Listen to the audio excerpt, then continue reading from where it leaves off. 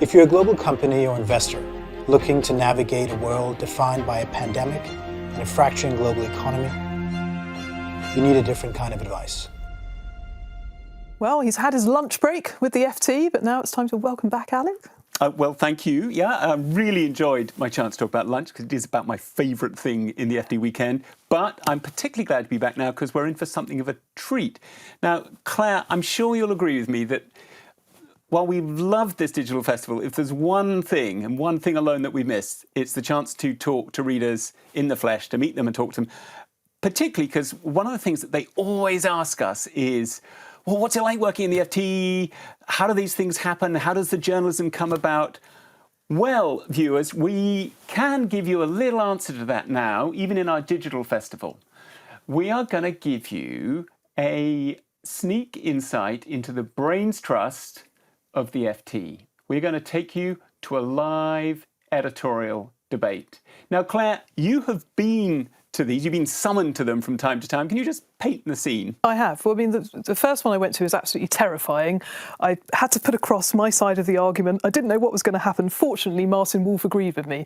So after that, it was plain sailing. But the masthead of the FT is without fear and without favour. And that is the part of the FT that we're talking about. That is where these articles appear. So it's the collective opinion of all of the biggest brains in the room. So to be a fly on the wall with Rula Khalaf, our wonderful editor, she's going to be presiding over this debate, as she does every morning in the office upstairs, along with Janan Ganesh, our US political columnist, Gillian Tett, who is the chair of the FT's editorial board in the US, Sarah O'Connor, the FT's employment columnist, and, wait for it, the FT's chief economics commentator, none other than Martin Wolf. Well, you're probably right to end with Martin Wolf, because one of my happiest memories of 4 years ago when we first launched this festival was when Martin turned up on the stage, and he was sort of greeted like a rock star, and hundreds of people were roaring and cheering. So everyone, we're about to start. You need to imagine that you're in a crowd of people roaring them on for a great impassioned debate. Over to you, Rula.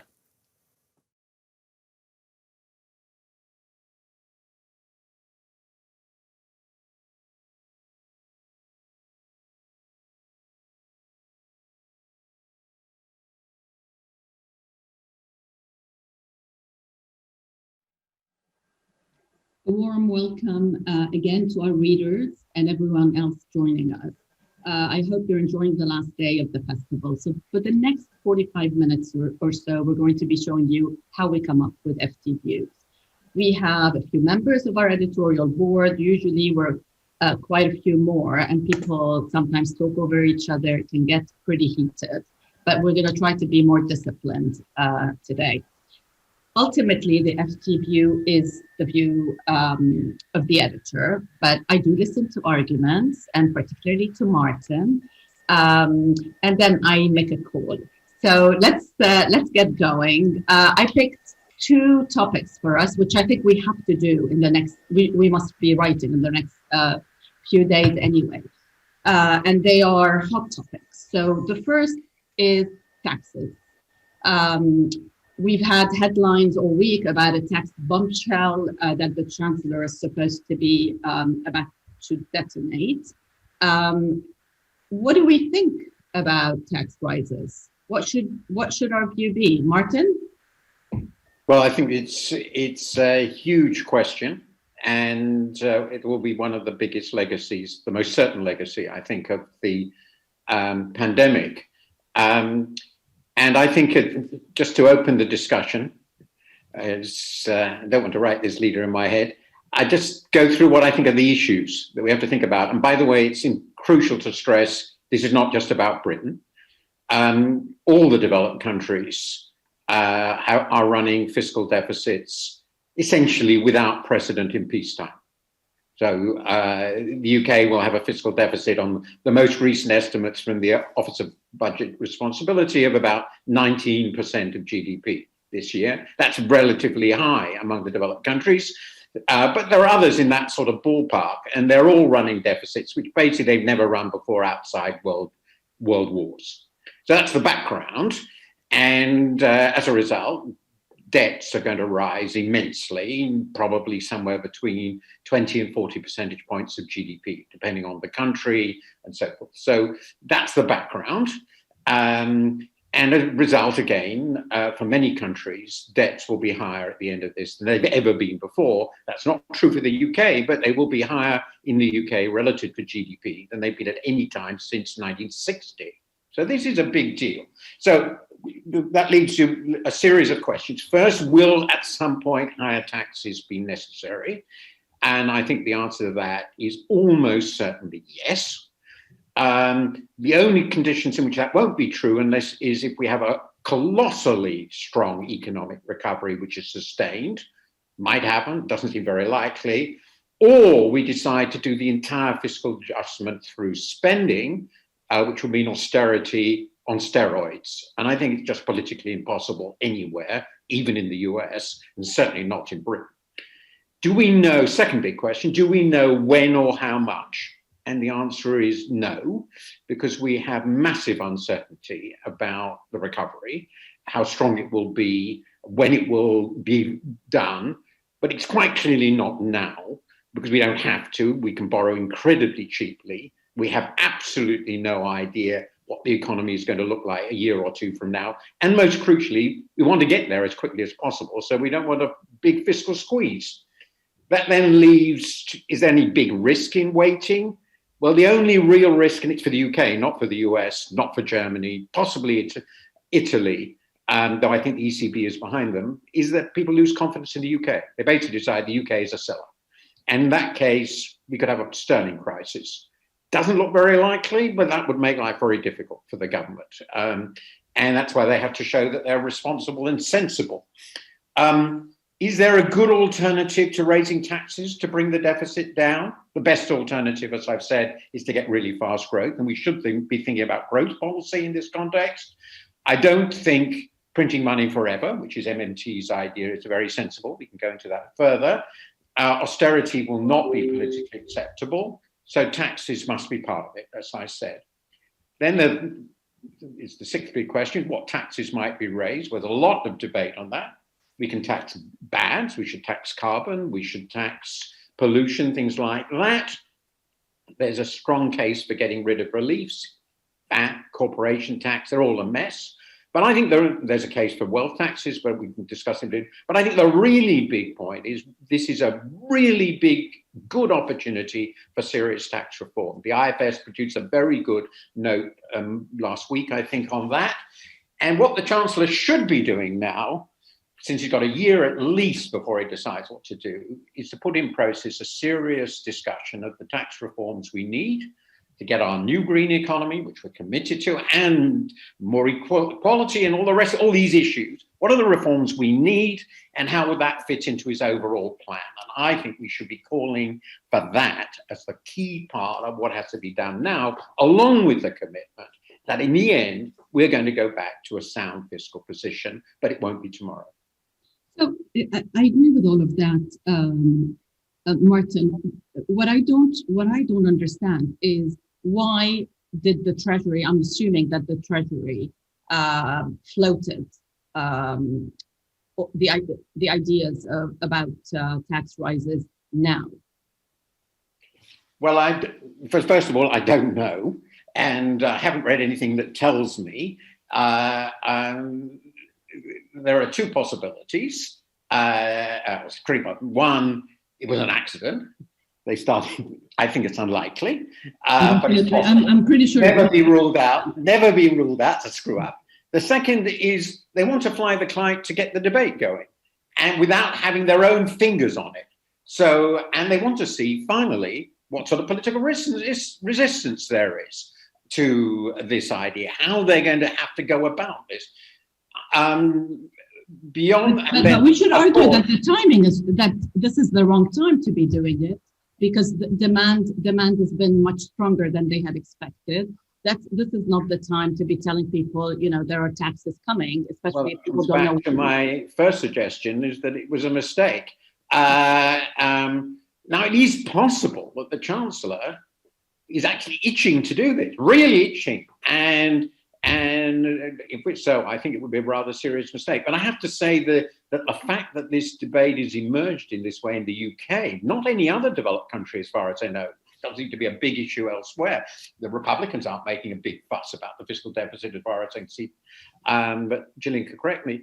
It's all a big puzzle, but if I may say so, there's a very great deal about British politics at the moment that I don't understand, and that's just a part. It sounds a bit like party management here.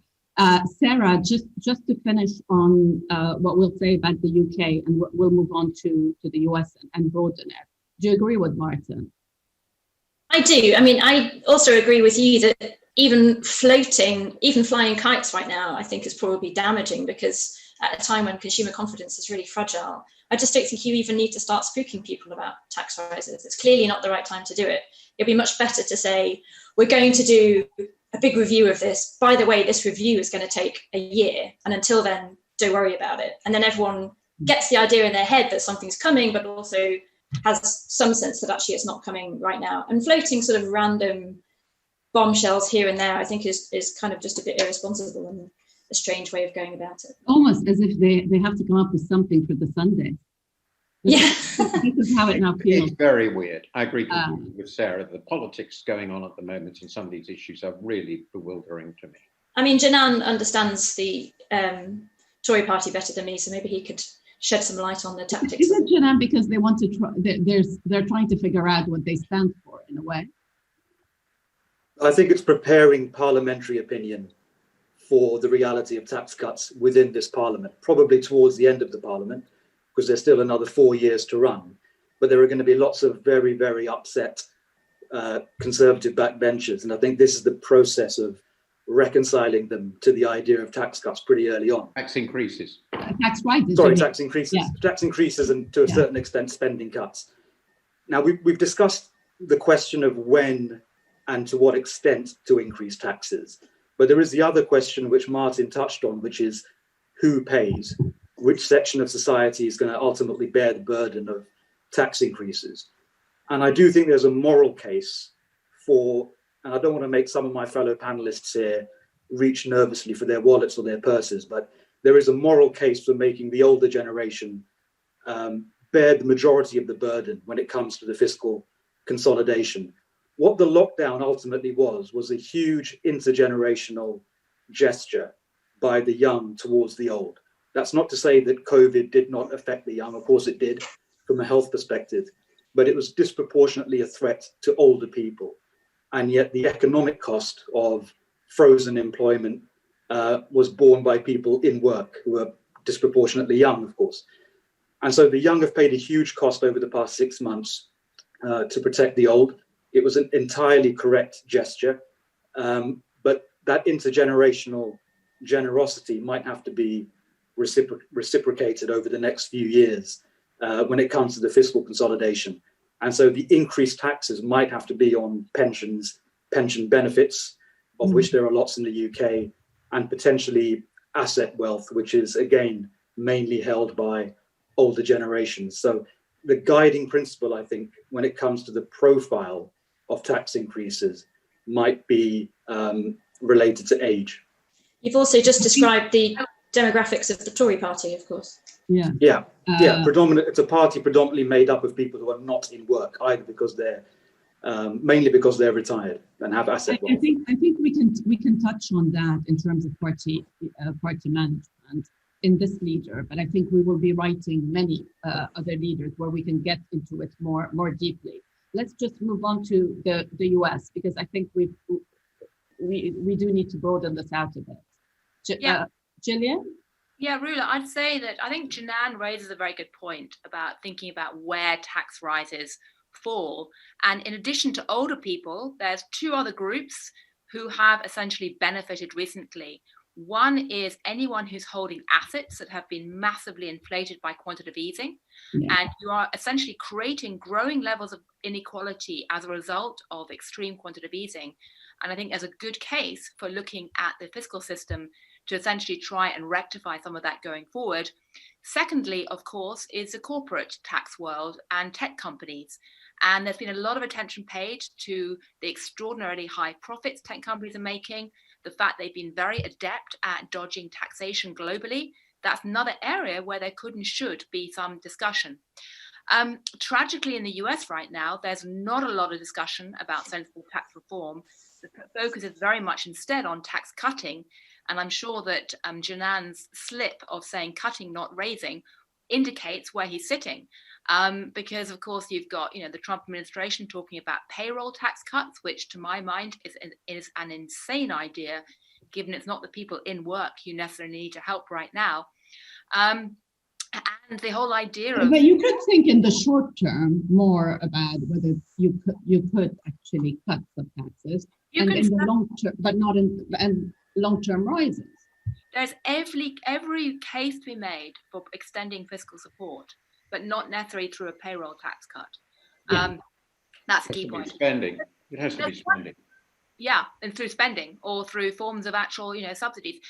There's one other big point, though, I want to return to Martin earlier about how we get out of this extraordinarily high debt burden. And it's worth going back to the period after World War II, because as Martin says, that was the last time that the Western world had this huge debt burden. Everybody should be reading or rereading about the work to do with financial repression done by Carmen Reinhardt and Ken Rogoff, looking at what actually cut the debt burden post-World War II.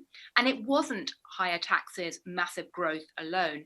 It was also the fact that for a very long period of time, essentially bond yields were kept below the prevailing rate of inflation, essentially creating a subtle stealth transfer of wealth from savers to the government. I suspect that's where we're heading as well. We're going into a world of financial repression. So at some point, we need to recognize that, ask whether it's good or bad. In some ways, it's the fairest and most democratic way to actually get a debt burden reduced, one might argue, although it has other negative side benefits. But we should talk about that openly and discuss in a separate leader, do we think that's good or bad? And at least recognize it's not just all about tax rises, spending cuts, or hopefully lots of growth this time around. You make a good point. We can put that on our list for next week. Martin, I'm going to give you the last point on this because I think we're coming to, I want to move on to a discussion about the office. Well, I can go in detail in my comments and everything that's been said. Just a couple of important points. The old are an extraordinarily heterogeneous group. A lot of old people are very poor and have no wealth and no assets. So it's basically the old rich. The old, which means the upper middle classes and rich. They are most of the assets are held by people probably over 50 anyway. That's where it's going to fall. And the principle of taxation is ultimately the famous principle the bank robber. You go where the money is. Since they have the money, that's where it's going to come from. And beyond the ethical point, that's true. That's true. Then you can start thinking about, people will be thinking about wealth taxes and income taxes. The second point is I have a suspicion that sort of fits, and that's my last point, about the US, is the Republicans are never going to close this deficit. Contrary to everybody's hypothesis, the Republicans are consistently the more fiscally profligate party, and they will continue to be. And the Democrats have learned that every time they tighten the budget, and they've done it repeatedly, they did it under Clinton, they did it under Obama, the Republicans then spend. So they're not going to do it anyway. And the US has the dollar. So I think the US is not going to close the fiscal deficit. And given what the Fed has just announced, which is we are going to run inflation. Let's be very clear, that's what they've said. Let's assume they can do it. I think the US is going to go gangbusters. Fiscal and monetary expansion under either party and a fair amount of inflation. If they manage to raise the debt they need really long term, they're very bad about this, then they can exactly do what Gillian said, and it will crunch the dollar as a real asset. And so my prediction is 10 years from now, maybe sooner, we're going to have some serious dollar crises. But that's for a column, not for a leader. But there's a comment to what you said. Okay, now since this is the weekend festival and we are engaging our readers, there's a question before we move on. What tax reforms would boost the government's desire to level up? Are wealth taxes the answer? This is a loaded question. We've had a lot of argument about this in leader conference. So the same question continues. The pandemic has accelerated devolution. Shouldn't we devolve far more of taxation to both the devolved parliaments and local governments? Shall I comment on that? Yes, please. Okay, well, obviously, wealth taxes are levelling down, not levelling up. And I could imagine that a government will come along. I mean, if Mr. Starmer becomes Prime Minister, I think he will be looking at that as part of policy. But it won't achieve levelling up. And that fits to the second one.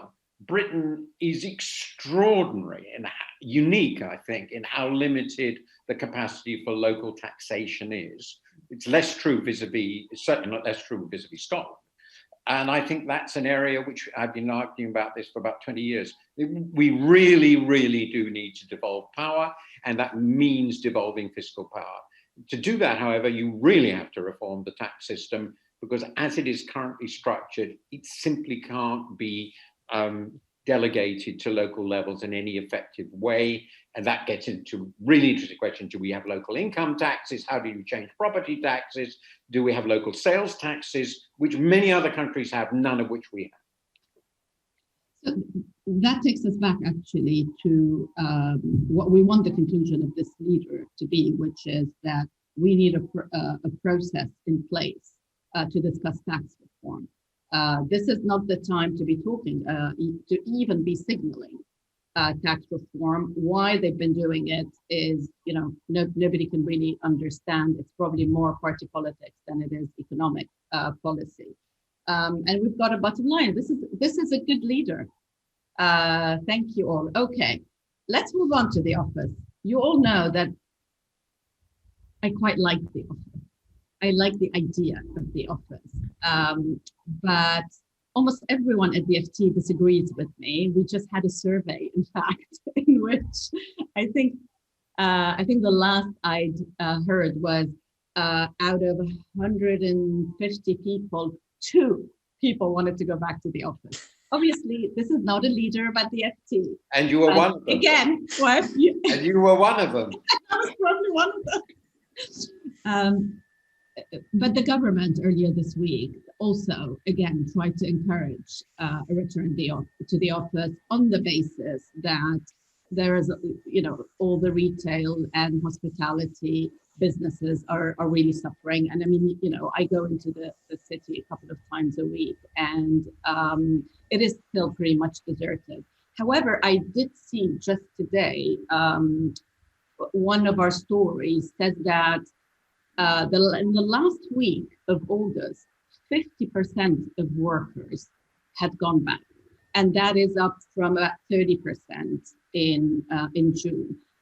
It's also very interesting to note that in cities like Paris or Berlin, it's about 85%. I mean, they are almost back to normal. So what's going on here? And do we actually need to return to the office? Or as this is what I'm sort of coming to a conclusion, that perhaps the way forward is some form of a hybrid system where you may spend 2 days at home, 3 days in the office, or 3 days at home, 2 days in the office. So, Sarah, you wrote about Pret-a-Manger this week, and in fact advised them to hire vans and go out to the suburbs. And I think they may actually be thinking about it. They listen to you immediately. Great. So long as they play little tunes like ice cream vans. That's my vision. To your point about why people here are not going back to the office in the same numbers as in other countries, I think it says something about the sort of dysfunctional economic geography of Britain, that so many of our good office jobs are concentrated in London, to a lesser extent places like Manchester, but largely London. house prices, property prices, rents are so extortionate in London that more and more people have been forced to live further from the centre. Fundamentally, everyone has to commute in and out of this city. Public transport has always been overburdened. Everyone's always hated that. So you have a combination of factors that mean that people here are just more incentivized to stay at home. Partly the commute was unpleasant anyway. People were losing hours of their day that they could have spent with their children or doing something else more pleasant. And partly they're probably nervous about the health risks of cramming onto public transport. Coupled with that, I think there's a general mistrust of the government and everything they say in this country. Only the US, I think, suffers from that mistrust issue on the same scale. Well, I mean, incidentally, New York, it's the same, right, Gillian? What, in terms of people going to the office? Yeah, nobody's going to the office in New York, are they? People are just starting to now, to a degree, but not really. Interestingly enough, the place which is most resistant to going to the office is the West Coast. So San Francisco and LA, people are telling people pretty much universally, don't expect to go back until the summer of 2021. And that's essentially feeding back into the tech world and the media world. But what's very interesting is that I wrote a column, in fact, just a couple of days ago about what this means for banks and bank trading floors. And a lot of bankers at this very moment are doing intensive brainstorming inside the financial institutions, looking at what's happened on their trading floors in recent months and what it means going forward. And there was a great quote in your column. It said something like, "You don't know what conversation you're missing." Well, the first point to make is that JP Morgan have come out and said that they are going to run a rotation system permanently, probably, i.e. they're not going back to life before COVID, and that people will be cycling in and out the office. But they've done that while also saying that they're going to think very, very seriously, do an amateur anthropology or sociology experiment on how you get people interacting inside the office.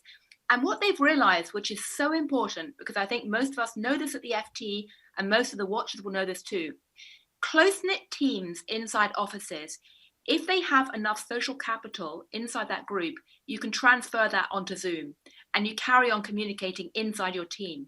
But the real value in office is what people call incidental information exchange. It's a kind of bumping into people in the corridor, talking to people outside your team. And so the really big question is, how do you replicate that either online or through some kind of rotational hybrid system? And I think that's what people are really missing, is that kind of lateral vision above all else. And there are all kinds of techniques being developed, but I think in the leader, we should be saying very explicitly, the key function of the office is not just general corporate culture or solidarity or getting out of the house or having rituals for work. It's about incidental information exchange. And incidental information exchange is more important than ever in a polarized world where most professions encourage us to think in tunnels. And unless we consciously try to widen our vision, we end up suffering. So that's what I think. Before I go to Jeanne and Martin, I just wanted to get to, I interrupted you, Sarah. I think you were getting to the pret-à-manger point, right? Oh yeah, only that, yes, there is a cost to people not going into the office, which, Pret is kind of emblematic of that cost because their business model was so incredibly concentrated in central London.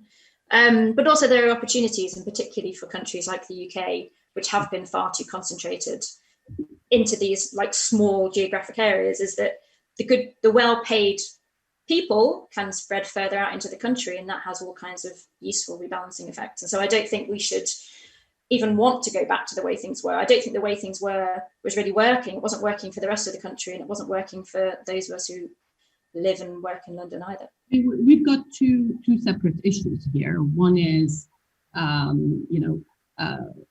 corporate culture and also creativity, serendipity, and then there's the economic aspect of it. Jeanne, you've never really worked in the office, right? I saw him there once or twice. Yeah, I've never been to Bracken House, which gives you an indication. But I'm sceptical of a few things here. One is that we can tell anything about British economic geography from what's going on.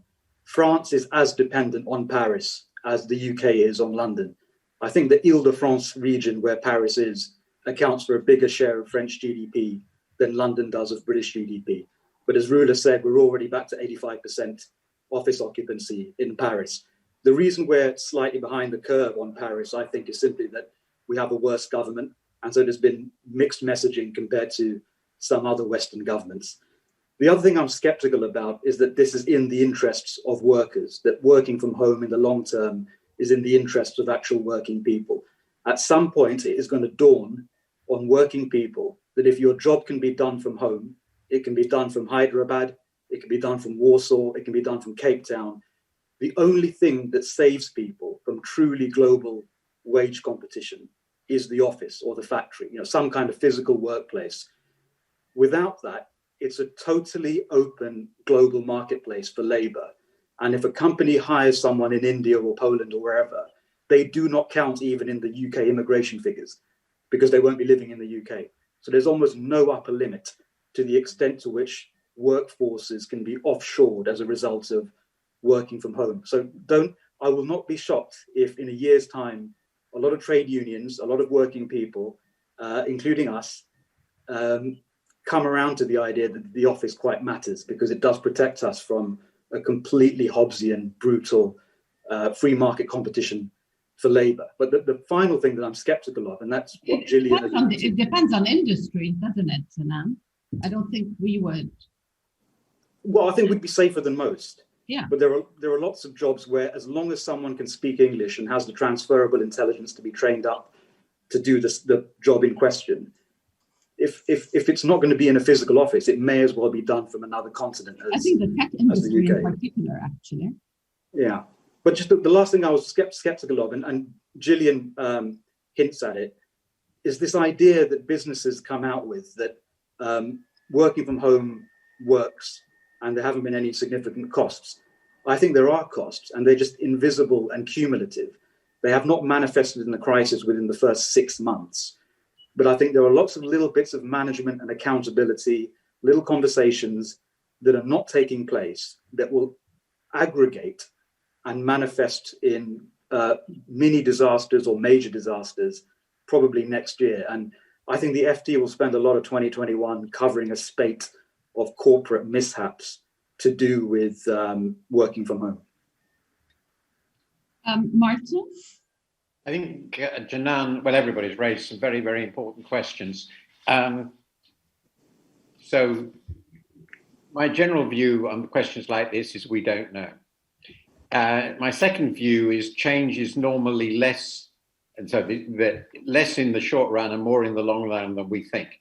So we've had a huge shock out, but I suspect we will substantially, and this prediction, go back to the office over the next few years. They're not all the way back to where we were before. There are some things we've learned. We don't need to be there 5 days a week. But I actually wrote quite a bit about the topic that Janan has raised before the COVID-19 ever happened, largely because a friend of mine wrote what I think is a very, very interesting book under an utterly hideous title, which is Globotics, which explored this in some detail, how the mixture of AI on the one hand and remote working on the other, supercharged in various ways we don't do, could completely transform life, because now we're in a world in which competition will not be for jobs in manufacturing, but for jobs in quite high-level services.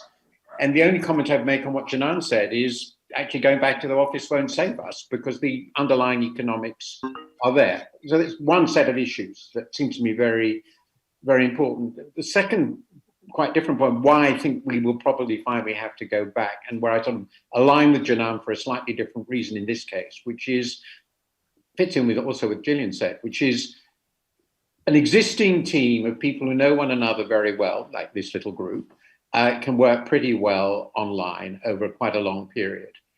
But we in the FT have a very specific culture, which we've developed over decades. We're all aware we're part of it. And over time, people have to move on. And young people will come in, lots of young people, we hope. And they have to become part of this. They have to understand what this place is about. And this must apply to many other the law, everything else, which is a huge amount of tacit knowledge and relations.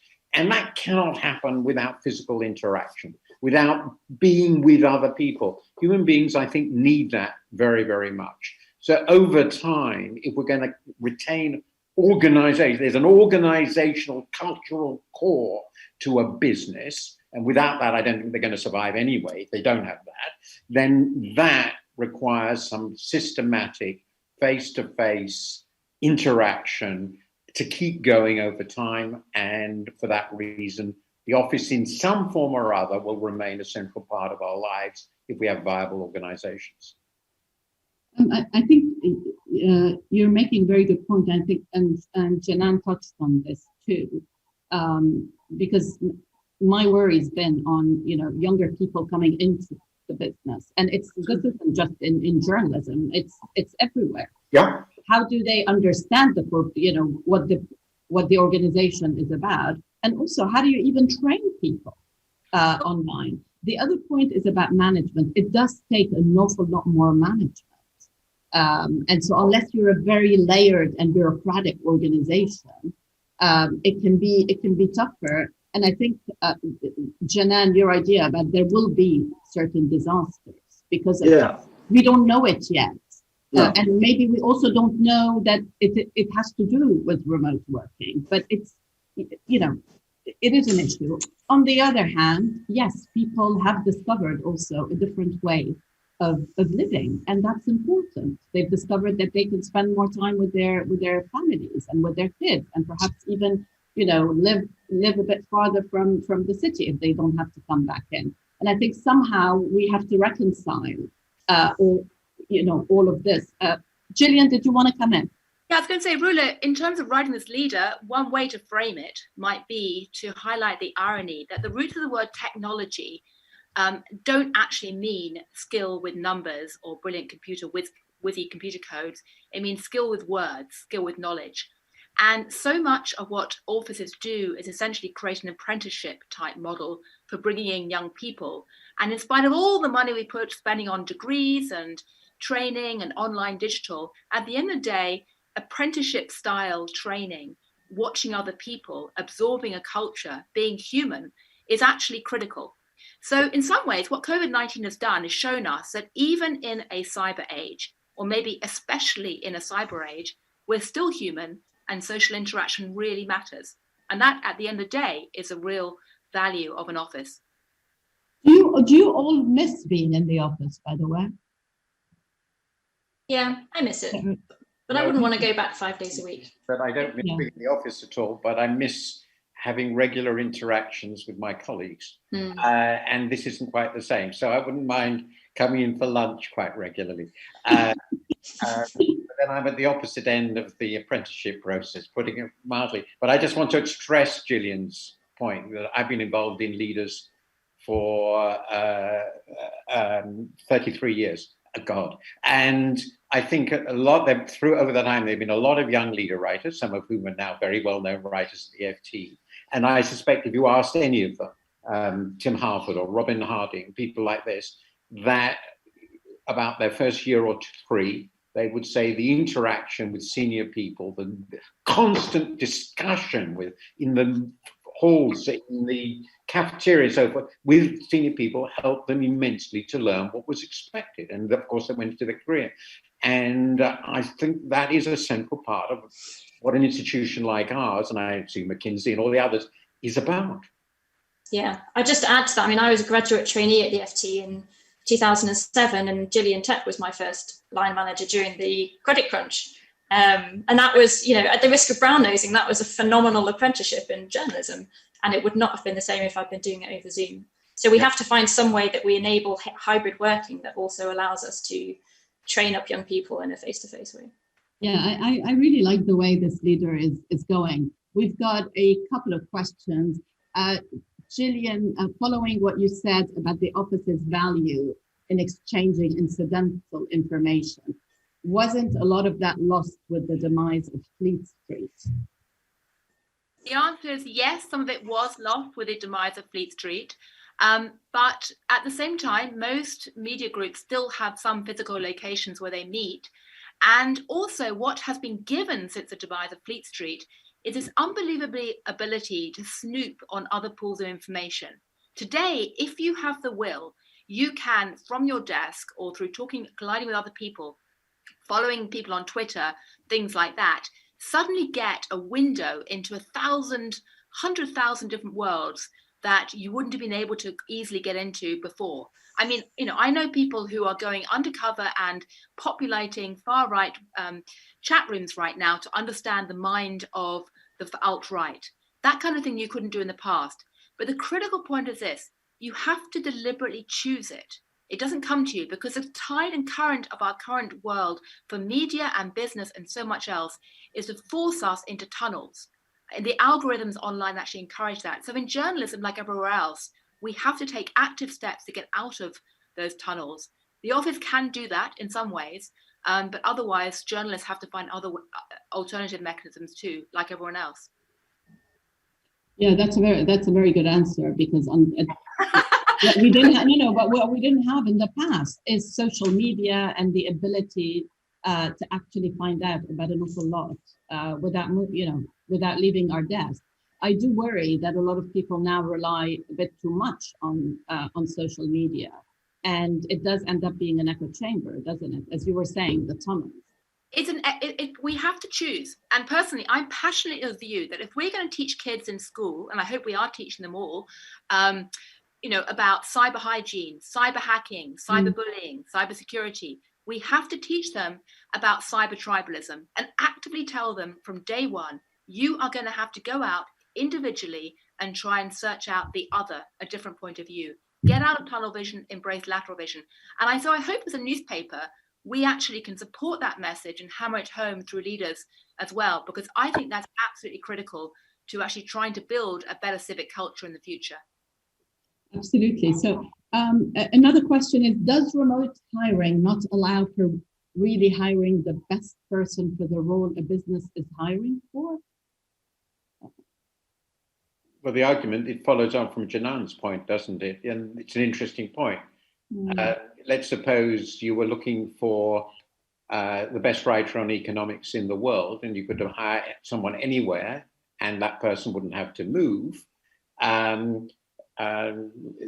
Would that not, in principle, make for a better organization? By the way, I actually think we're in that situation now. We could do that. Yeah, I was going to say, I mean, we could do that now anyway. But and we do that. It's really much easier now because of the technology, the interaction.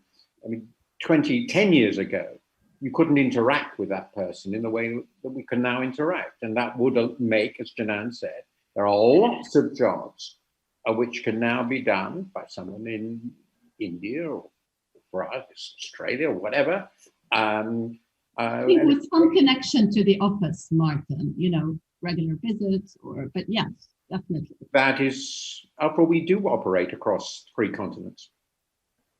Janan, do you want to come in? Yeah, we can, and for many years, we've been able to hire a writer anywhere in the world because it can be done remotely. What's going to change if working from home normalizes is that almost any type of business will be able to do that.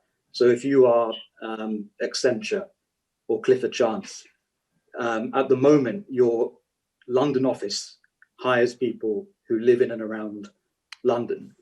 As long as you can find someone in an English-speaking country who has a degree or has the transferable intelligence to be trained up as an auditor, accountant, lawyer, whatever, programmer, suddenly the barriers to entry to the labour market are literally zero.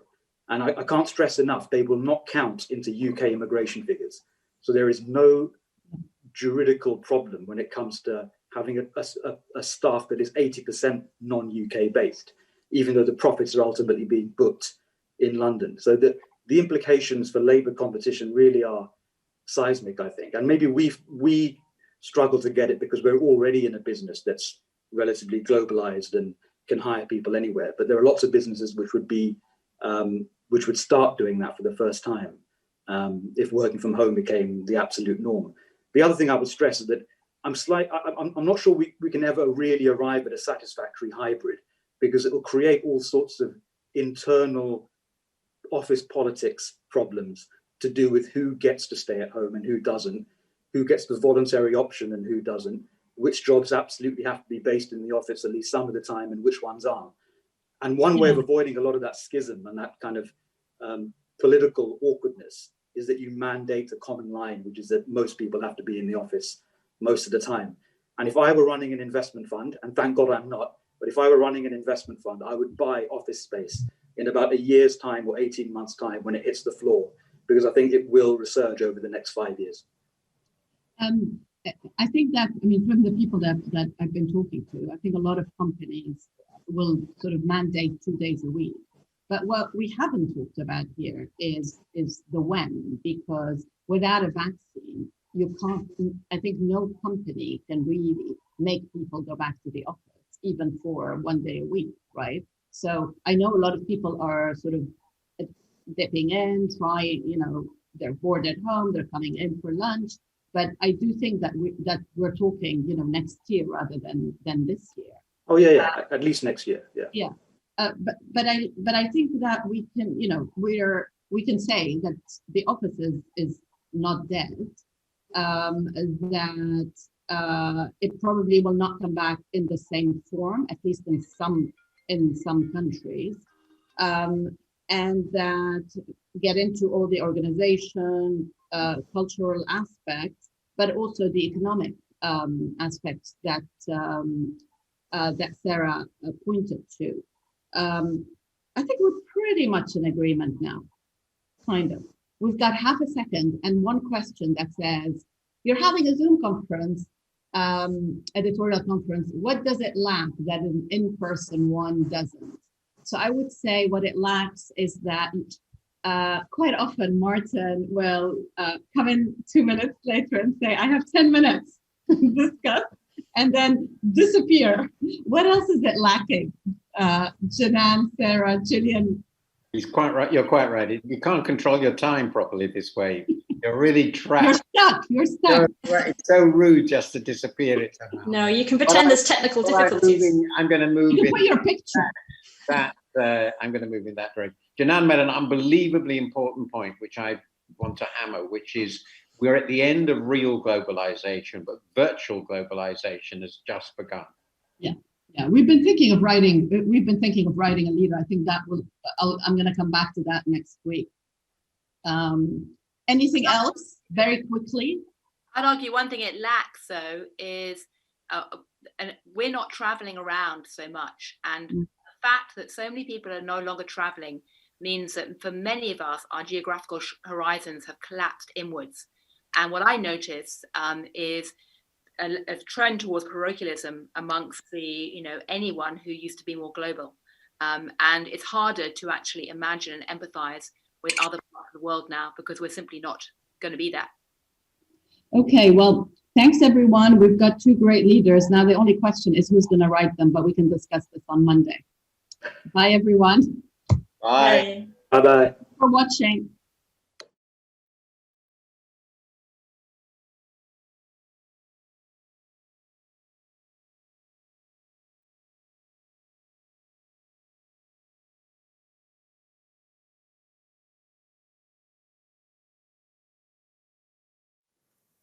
Thank you, Rula. Thank you, leader writers, Janan, Gillian, Sarah, Martin.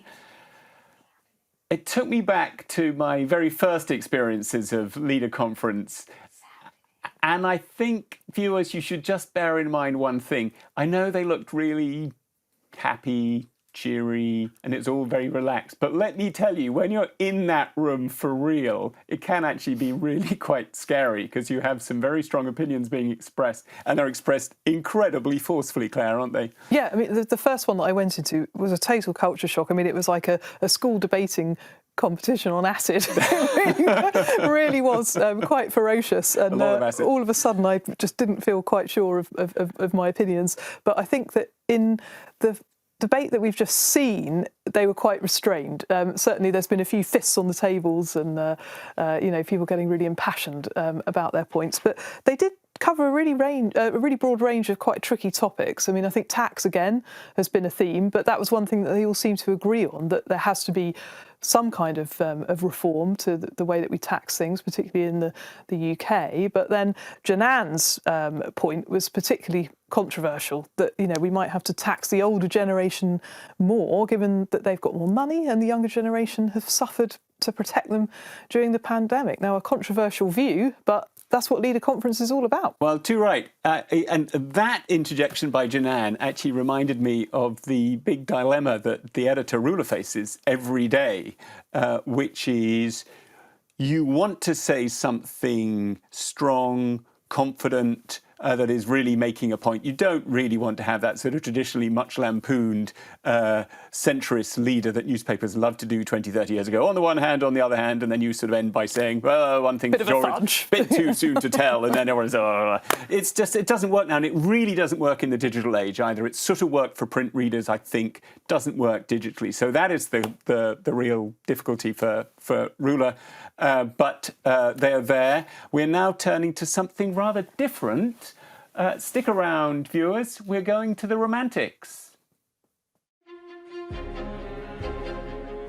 If you're a global company or investor looking to navigate a world defined by a pandemic and a fracturing global economy, you need a different kind of advice.